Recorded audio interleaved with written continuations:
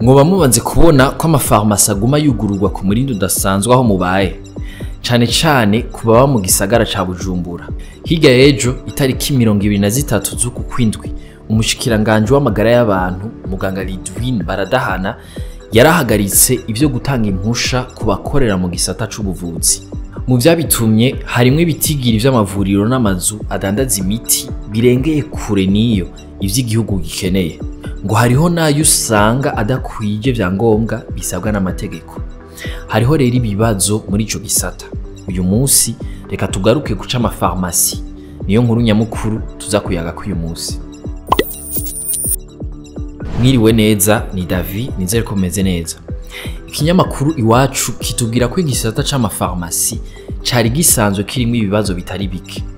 Aho umuntu yovuga amafarmasi yugurura adakwije ibisabwa imbere y'amategeko, amafarmasi menshi atanga imiti kubaje kuyigura badatanze urupapuro rwo kwa muganga kandi rwategerezwa gusabwa, amafarmasi adandaza imiti usanga yarataye igihe, mbere rimwe na rimwe bakanahindura igihe yatereye k'agaciro, date de péremption, nk'uko vyandikwa n'ikinyamakuru Iwacu.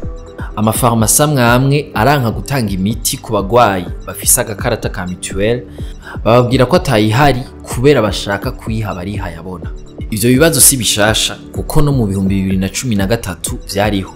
Ico gihe Cassien Ntadambanya yararongoye urwego rw'amafarmasi mu Burundi, yavuga ko ico gisata cuzuye abantu baje guca kanoti gusa, ngo ntibabe barajwe ishinga no gutahura akamaro k'amafarmasi mu magara y'abantu. Ico gihe ubushikiranganje bw'amagara y'abantu bukaba bwamenyesheje ko buriko burategura ibikorwa vyo kunagura ico gisata. Bari bategekanije guhimiriza abadandaza imiti kubikora bubahirije amategeko. Twovuga nko kugabanya urutonde rw'imiti yemewe kudandazwa na cane cane hagati mu gihugu. Ikindi nuko uwuguruje farmasi wese yobanza kwerekana ko akorana n'umuhinga yavyigiye, pharmacien.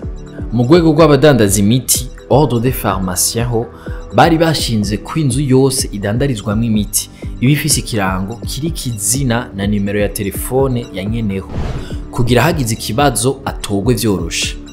Kuri ivyo bibazo vyose leta yarashizeho mu 2021 urwego Abrema rujejwe kugenzura igisata c'amafarmasi mu Burundi. Ikigaragara nuko atakirahinduka kinini. Umuganga yaganiriye n'ikinyamakuru Iwacu ati harakenewe gushaka kwa politike kugira ngo ico gisata kije ku murongo. Umumenyesha makuru wa Iwacu we yibutsa ko igisata c'imiti ari ico kwitwararika bikwiye kuko imiti idakwije ibisabwa ari uburozi. Aho iwanyu ivy'amafarmasi vyifashe gute? Wibaza ko hokorwa iki ngo bitunganywe neza? Muri commentaire dutandukire inkuru ngufi nazo. Abantu 9 barafatiwe muri komine Tangara na Kiremba z'intara ya Ngozi bajanywe muri Tanzania kurondera ubuzi. Hari kuri uyu wa 23 Mukakaro 2024 isaha 11 z'ubucagucagu. Magazine Jimbere itubwira ko warajanye abo bahungu 8 bafise hagati y'imyaka 17 na 21 yaciye afatwa akaba ari mu minwe y'abajeje umutekano. Ubwo gwaruka nago rukaba gwarasubijwe iwabo. Sandrine Kitonzi, umuhanuzi wa Buramatari, ati indongozi zose zirikanure kuko abatwara abana b'u Burundi ari benshi kandi bonona kazoza k'igihugu. Ingozi kandi Buramatari Desire Minani yemerera abanyagihugu ko uyu mwaka wa 2024 uzohera imitumba yose ifise amazi meza. Ngo kuva mu kwezi kw'icenda kuza bagiye kuyimba mu kuzimu forage. Radio Television Isanganiro itubwira ko Desire Minani avuga ko bipfuza ko abantu bavoma ahantu bogenda n'imiburiburi iminota 15 kugenda no kugaruka.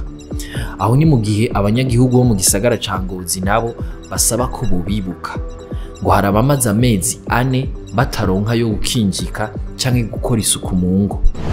Mwakoze kudukurikira, aya makuru muyasanga ku mbuga za Yaga na Iris News, ahanje tuzosubira ejo.